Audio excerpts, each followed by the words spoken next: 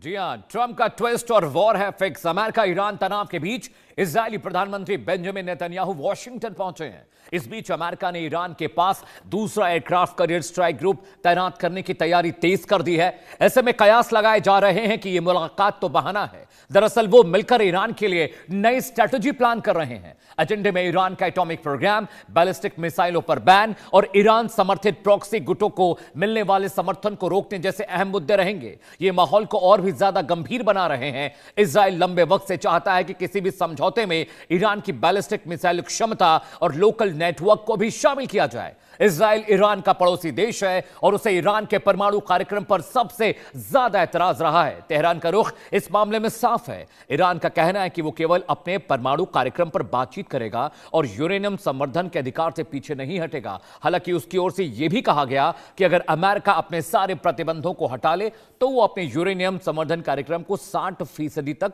घटा सकता है। एक्सपर्ट्स इस नैरेटिव पर क्या कह रहे हैं वो सुनिए। अगर ईरान ने अमेरिका और इजराइल की शर्तें नहीं मानी, तब भी क्या ऐसी संभावना है कि इजराइल अकेले ईरान पे हमला करेगा? मुझे व्यक्तिगत तौर पे ऐसा नहीं लगता है। इसका कारण यह है कि बिना अमेरिकी सपोर्ट के या बिना अमेरिकी समर्थन के इस पूरी लड़ाई में इजराइल एक दिन भी नहीं टिक पाएगा। जब गाजा पट्टी पे जब इजराइल बम्बार्डमेंट कर रहा था, तब भी अमेरिकी जहाज आके उससे पहले सुरक्षा प्रदान कर रहे थे। तो बिना अमेरिका के सपोर्ट के इजराइल कुछ भी नहीं है और वह ईरान के सामने हमले में उस गति से नहीं टिक पाएगा, यह सच है। तो अगर अमेरिका का समर्थन नहीं मिलता है तो मुझे लगता है कि ईरान और इजराइल की जंग भी नहीं होगी। अगर अमेरिका का समर्थन मिलता है तभी यह जंग जारी होगी। तुर्की के इस्तांबुल से लेकर के और ओमान तक की जितनी भी वार्ताएं अमेरिका और ईरान के बीच में हुई, वो सब एक तरीके से दिखावा है। जहां एक और अमेरिका लड़ाई की तैयारी, अपनी तरफ से युद्ध अटैक करने की तैयारी कर रहा है, वहीं पे ईरान भी अपनी पूरी तैयारी में लगा हुआ है। ऐसे में नेतन्याहू जब कल रात को अमेरिका पहुंचे हैं तो लाजिम सी बात है कि अब यह डिसीजन होना है कि युद्ध कब और कहां पर शुरू किया जाए। यानी दोनों तरफ, ईरान हो या अमेरिका हो, दोनों के पास विकल्प एक ही है और वो है युद्ध, और ये युद्ध होके रहेगा। तो आपने एक्सपर्ट्स को सुन लिया, अब देश का सवाल भी सुन लीजिए जिस पर 1 घंटे लगातार चर्चा होनी है। क्या नेतन्याहू ट्रंप की मीटिंग के बाद ईरान पर हमला करने वाले हैं?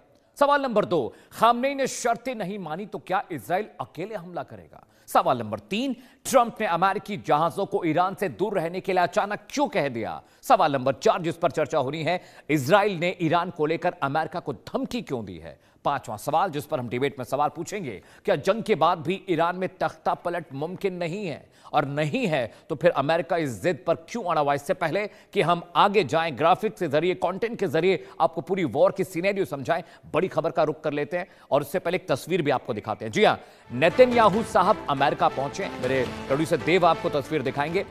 वो अमेरिका पहुंचे हैं ट्रंप से मुलाकात करने के लिए। ईरान पर जंग से पहले की तस्वीरें हम आपको दिखाने जा रहे हैं। ये तस्वीर आपकी स्क्रीन पर आएंगे क्योंकि नेतन्याहू बहुत आनंद फानन में, जल्दबाजी में पहुंचे हैं, बहुत डरे सहमे हुए हैं, पता नहीं ऐसा क्यों, क्या हो गया है। ये तस्वीरें देखिए, बुधवार को नेतन्याहू साहब वॉशिंगटन पहुंचे हैं अपने स्टेट प्लेन से और अब वहां से ये देखिए, ये निकलने की तस्वीरें जब वो इजराइल से निकल रहे थे अमेरिका के लिए, उस वक्त की तस्वीरें आपको दिखा रहे हैं। और बुधवार की ये मुलाकात मुकर्रर हुई। व्हाइट हाउस में एक लंबी चौड़ी बैठक होनी है, उस बैठक में ईरान को लेकर चर्चा होनी है। ये तस्वीरें देखिए बहुत अहम है क्योंकि लगातार इजराइल अमेरिका को उकसा रहा है, दबाव बना रहा है ईरान पर हमला करने की, लेकिन अमेरिका अभी भी बातचीत और बीच बचाव के तरीके पर अमल करने की कोशिश कर रहा है। ये तस्वीरें देखिए जब वॉशिंगटन पहुंचे थे वो, और उसके बाद एक बहुत लंबी मीटिंग लाइनअप है डोनाल्ड ट्रंप के साथ उनकी। और देखिए जो लॉबी है, जो कि इजरायली लॉबी अमेरिका में है, बड़े पदों पर और रसूखदार लोग जो है, पावरफुल लोग जो अमेरिका में है,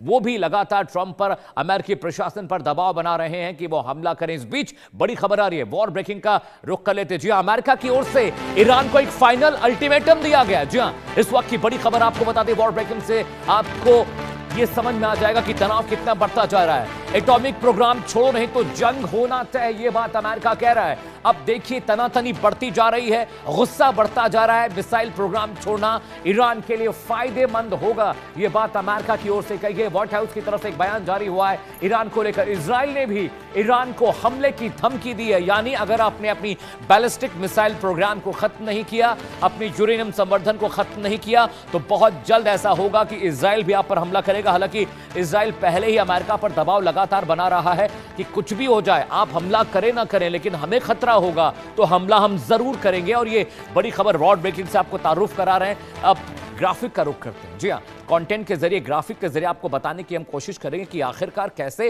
अमेरिका नेतन्याहू अचानक पहुंचे हैं। वहां पहुंचने के बाद अब तस्वीर कैसे बनने जा रही है, मीटिंग में क्या क्या होना है, डोनाल्ड ट्रंप क्या क्या वहां पर बिसात बिछा रहे हैं, किस तरह का ट्विस्ट आने जा रहा है, ये चीजें आपको बताने और हम समझाने जा रहे हैं। ये देखिए, मीटिंग के बाद जंग को लेकर फाइनल फैसला आना है। दोनों नेता आज बैठेंगे, बड़ी बैठक होनी है। पहला ट्विस्ट आपको बताया। ट्विस्ट नंबर 2 जो हो सकता है, इजराइल अकेले ईरान पर हमला कर सकता है क्योंकि उसे डर है कि इससे पहले ईरान ही न धावा बोल दे। ट्विस्ट नंबर 3 जिस पर व्हाइट हाउस में वॉशिंगटन डीसी पर चर्चा होगी, ईरान ने यूएस की सभी शर्तों को खारिज कर दिया है। यह भी बहुत बड़ा ट्विस्ट है जिसकी वजह से ये अब जो एस्केलेशन ऑफ वॉर है ज्यादा हो सकता है। ईरान की न्यूक्लियर साइट पर हमला बहुत मुमकिन है और यह समझ में आ रहा है क्योंकि अब जिस तरह का तनाव लगातार बढ़ता जा रहा है। पांचवा ट्विस्ट क्या है आपकी टीवी स्क्रीन पर हम दिखाने जा रहे हैं। इजराइल यूएस अब अकेले फाइनल स्ट्रैटेजी पर काम कर रहे हैं। ये अब फाइनल स्ट्रैटेजी का मतलब क्या है? फाइनल स्ट्रैटेजी का ट्विस्ट का मतलब यह है कि हमला जरूर होना है क्योंकि ईरान ने सबकी बातें खारिज कर दी, न्यूक्लियर प्रोग्राम बंद करने से मना कर दिया, संवर्धित यूरेनियम की शर्त को मना कर दिया, आईसीबीएम के प्रोडक्शन को बंद कर दिया। इसके बाद अगर अगली शर्त क्या है, शर्त नहीं मानी, शर्त नहीं तो जंग ही सही। ट्रंप ने नया अल्टीमेटम दिया है। जी हां, वो ग्राफिक भी आपको हम दिखाएंगे किस तरह से ट्रंप धमका रहे हैं। वॉरशिप का एक और बेड़ा भेजने की चेतावनी अमेरिका ने दी है ईरान को। अल्टीमेटम नंबर 1 आपकी स्क्रीन पर है। अल्टीमेटम नंबर 2, फ्रिगेट्स और डिस्ट्रॉयर की तैनाती और बढ़ा दी जाएगी। यानी अब जो जंग है और सघन और खतरनाक होती दिख रही है। अल्टीमेटम नंबर 3, फाइनल जेट्स की संख्या में भी इजाफा होगा। Ultimatum number 4, USS George Bush भी पहुंच रहा है। और अल्टीमेटम नंबर 5 आपकी स्क्रीन पर हम दिखाएंगे, एक और आर्मडा जल्द पहुंचने की कोशिश में, प्लानिंग में है। यानी अमेरिका भी लगातार अब धमका रहा है, धमकी दे रहा है, अल्टीमेटम दे रहा है। और यह अल्टीमेटम बहुत खतरनाक होने वाला है क्योंकि अमेरिका अब समझ गया कि ईरान झुकने वाला नहीं है, दबने वाला नहीं है, डरने वाला नहीं है। खामनेई की तरफ से भी धमकियां आई हैं। जी हां, खामनेई ने अमेरिका को धमकाया है और उन्होंने ईरानियों से अपील की है। क्या अपील की है वो ग्राफिक भी आपको बताएंगे, समझाएंगे कि कैसे ईरान में अब नैरेटिव चल रहा है, कैसे खामनेई पूरी आवाम, पूरे अपने जो देश के लोग हैं उनको कैसे ब्रेन वॉश करने की कोशिश कर रहे हैं। वो आए थे बैठक के लिए और बैठक में उन्होंने बहुत अहम बातें कही हैं और जनता से अपील की है अमेरिका को लेकर, इजराइल को लेकर। अपील नंबर 1 क्या आपको हम बताने जा रहे हैं। जी हां, दुश्मनों को कमजोर और निराश करने की जरूरत की बात खामेनेई ने कही। ग्राफिक्स हम आपको दिखा रहे हैं। दुश्मनों को कमजोर और निराश करने की जरूरत है।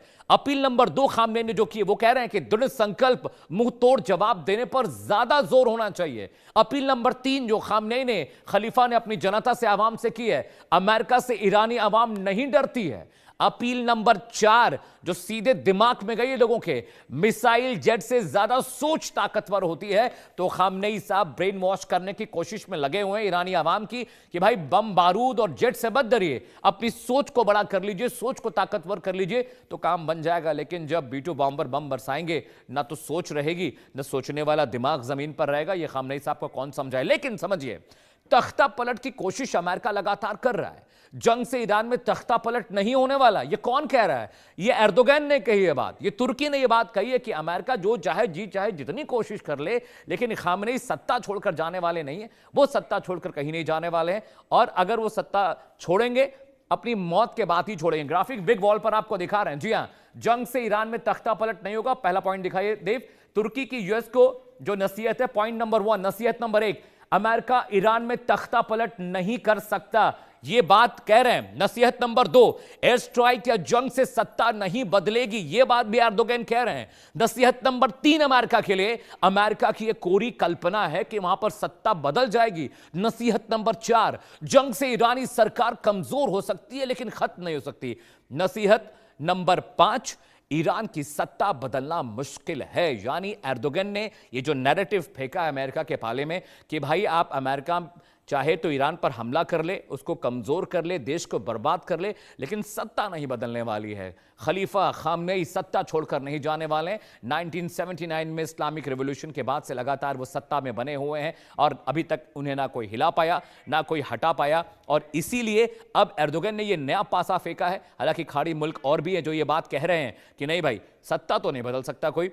वॉर ब्रेकिंग का रुख करते हैं। जी हां, वॉर ब्रेकिंग का रुख करते बड़ी खबर आ रही है। इस वक्त की बड़ी खबर आपको बता दें, तुर्की ने विदेश मंत्री जो है हकान फिदान ने एक बड़ा बयान दिया है। उन्होंने कहा कि अमेरिकी जंग से ईरान में सत्ता नहीं बदलेगी। देखिए, विदेश मंत्री भी बात कह रहे हैं, मिडिल ईस्ट एक और जंग नहीं चाहता है। ये बात एर्दोगन के जो सबऑर्डिनेट है विदेश मंत्री ने कही है। इस वक्त की बड़ी खबर आपको बता दें, तुर्की के विदेश मंत्री हकान फिदान का बड़ा बयान सामने है। वो ये बात कह रहे हैं कि अमेरिकी जंग से ईरान में सत्ता तो बदलने वाली नहीं है, चाहे कुछ भी बदल जाए लेकिन सत्ता नहीं बदलेगी। मिडिल ईस्ट एक और जंग नहीं चाहता। इससे पहले कई जंगों का गवाह मिडिल ईस्ट रहा है। सत्ता बदलने की सोच यूएस की कोरी कल्पना है। यानी देखिए, विदेश मंत्री कह रहे हैं कि अगर अमेरिका ये सोच रहा है कि हमला करके वो सत्ता बदल देगा ईरान में, तो ये होने वाला नहीं है, क्योंकि जो खलीफा है, जो खामनेई है, वो बहुत सख्त जाने एक शिया मुल्क है ईरान। वहां पर इतनी आसानी से चीजें नहीं हो सकती। और देखिए, अमेरिका, ईरान और इजराइल की तमाम धमकियों दबाव के बावजूद भी ईरान कहीं से झुकता या दबता नहीं दिख रहा। आप देख रहे हैं इस पूरे नैरेटिव में अगर आप देखेंगे तो कोई 20 दिखाई दे रहा है तो वो ईरान दिखाई दे रहा है। अमेरिका पूरी कोशिश कर रहा है, फ्रिगेट्स लगा दिए, डिस्ट्रॉयर लगा दिए, वॉरशिप लगा दिया पर्शियन गल्फ में, पूरी सेना भेज दी, B-2 बॉम्बर डिप्लॉयड हो गए हैं, बहुत सारे फाइटर जेट डिप्लॉय कर दिए गए, लेकिन वहां देखिए फर्क नहीं पड़ा ईरान को। ईरान का नैरेटिव एक है, न्यूक्लियर प्रोग्राम बंद नहीं करेंगे, आईसीबीएम प्रोडक्शन बंद नहीं करेंगे, अपने मिसाइल प्रोग्राम को नहीं क्लोज करेंगे, आपको जो करना है कर लीजिए। हाँ, बातचीत से चीजें अगर बेहतर होती है, अगर आप सैंक्शन थोड़ा सा कम करते हैं तो भले हम थोड़ा रजामंद हो जाएंगे, अपने एनरिचमेंट प्रोग्राम को 60% तक कम कर सकते हैं, लेकिन ईरान झुकने दबने वाला नहीं। एक बड़ा पैनल मेरे साथ जुड़ रहा है, मेरे प्रोड्यूसर मेरे देव बता रहे हैं कि पैनल मेरे साथ जुड़ चुका है। उनके जरिए चर्चा करेंगे और उनके जरिए हम ये समझने और जानने की कोशिश करेंगे कि आखिरकार किस तरह से ये पूरा नैरेटिव अब और सघन और खतरनाक होता जा रहा है। सुशील सिंघल साहब मेरे साथ हैं, पूर्व राजनयिक हैं। सर बहुत बहुत स्वागत है आपका। कर्नल दिनेश नायक मेरे साथ हैं, डिफेंस एक्सपर्ट। सर आपका भी बहुत बहुत स्वागत है। श्रुति दास गुप्ता जी मेरे साथ हैं, विदेशी मामलों के जानकार हैं। और आरजू काजमी मेरे साथ हैं, पाकिस्तानी पत्रकार हैं। आपका भी बहुत बहुत स्वागत है, बहुत बहुत खैर मकदम है। सबसे पहले दिनेश जी मैं आपके पास आ रहा हूं। ईरान ने तो कह दिया जो बिगाड़ना है बिगाड़ लीजिए, हमें फर्क नहीं पड़ता, हम न्यूक्लियर प्रोग्राम बंद नहीं करेंगे, हम मिसाइल प्रोडक्शन बंद नहीं करेंगे। और इस वक्त जो हालत खराब दिख रही है वो इजराइल की दिख रही है। इजराइल के प्रधानमंत्री नेतन्याहू अमेरिका पहुंचे हुए हैं और दबाव बनाने की पूरी लॉबी लगी हुई है, अमेरिका में दबाव बना रही है अमेरिका पर कि ईरान पर हमला अमेरिका जल्द करे। सर आपका पहला रिएक्शन इस पर? देखिए, मैं सबसे पहली बात तो ये कहना चाहूंगा कि जो सिचुएशन आज बनी हुई है, अमेरिका और इजराइल दोनों ये बात अच्छी तरह समझते हैं कि अगर उनको ईरान के न्यूक्लियर प्रोग्राम को डील करना है या उनके मिसाइल सिटीज को या मिसाइल प्रोग्राम को डील करना है, तो इसके बाद में इतना अच्छा मौका इनके पास आने वाला नहीं है। लिहाजा जिस प्रकार से तैयारी की गई है, देखिए सब कुछ फेल हो चुका है। अमेरिका ने ट्राई किया पिछले साल, अगर आपको याद हो, B-2B बॉम्बर से इन्होंने ट्राई किया इनके न्यूक्लियर प्लांट्स के ऊपर, नतांज हो चाहे इस्फान हो चाहे फर्दो हो, सबके ऊपर अटैक करके देखा अपना GU-57 बॉम्बर से, बंकर बस्टर से, बोला कि सब कुछ हमने। और इस बार तो ईरान ने पहले से ही उन सभी गेट्स के ऊपर मिट्टी लगा करके मिट्टी से सब बंद कर दिए, एंट्रेंसेस वगैरह सब तैयारी पूरी कर रखी है। वहां पे इनके जो जारदोस की जो पहाड़ियां हैं, जो कि पूर्व क्या कहते हैं आपकी उत्तर पूर्व से लेकर के दक्षिण पश्चिम के बीच में पूरा एक लाइन है इन पहाड़ियों का, उन पहाड़ियों के ऊपर पूरे एयर डिफेंस वगैरह सिस्टम इन्होंने तैयार कर रखे हैं। तो जितनी भी शर्तें अमेरिका ने रखी, चाहे बोला हो कि आप यूरेनियम को एनरिच नहीं करोगे, इन्होंने कहा नहीं हम तो करेंगे, आप इसको घटा दीजिए, अपने जो यूरेनियम आपके पास रखा है वो हमें दीजिए, किसी और देश में पहुंचाइए, बोलता नहीं करेंगे। आप अपने मिसाइल जो है उनका प्रोडक्शन बंद कीजिए, 300 किलोमीटर से ऊपर आप मिसाइल नहीं बनाएंगे, वो बोलते हम तो नहीं मानने वाले, ये हमारा अधिकार है। उसके बाद उन्होंने बोला कि भाई जो आपके यहां तक बोला कि जो आपके यहाँ पे लोग असंतुष्ट हैं वो ऐसा उस चीज के लिए आप कार्रवाई, बोला मतलब नहीं, हमारा इंटरनल मैटर है। लास्ट में एक चीज जो खुल के सामने नहीं बोली जा रही वो ये थी कि आप चीन को तेल नहीं देंगे।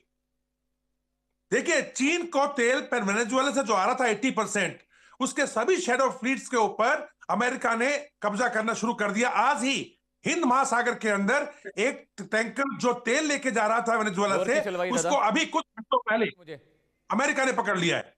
यानी इन सब शर्तों के बावजूद अगर आप देख रहे हैं कि अपनी 47वीं वर्षगांठ जो जिस दिन 1979 के अंदर इन लोगों ने रिवॉल्यूशन किया था खुमैनी ने, वो मनाया जा रहा है। पटाखे पटाखे फूट रहे हैं पूरे शहरों के अंदर, 1400 शहरों के अंदर, 1400 शहरों के अंदर ड्रोन्स और मिसाइल्स का नुमाइंद क्या सामने रखा गया है, लोगों के सामने रखा गया है, नुमाइश की जा रही है, नुमाइश हो रही है। सरेआम ईरान कह रहा है हम नहीं डरते, हम नहीं डरते। क्यों? एयर डिफेंस सिस्टम चाहे S-400 हो, चाहे HQ-9 सिस्टम्स हो हमें चाइना के, वहां से लेके किंजल मिसाइल क्यों ना हो हाइपरसोनिक रशिया की, या फिर DF-17 हाइपरसोनिक मिसाइल चाइना की, सब कुछ सप्लाई हो चुका है। ईरान तैयार है दो दो हाथ करने के लिए। और अब इस मौके पे यही वार्ता हो रही है अभी अमेरिका के अंदर कि अब उस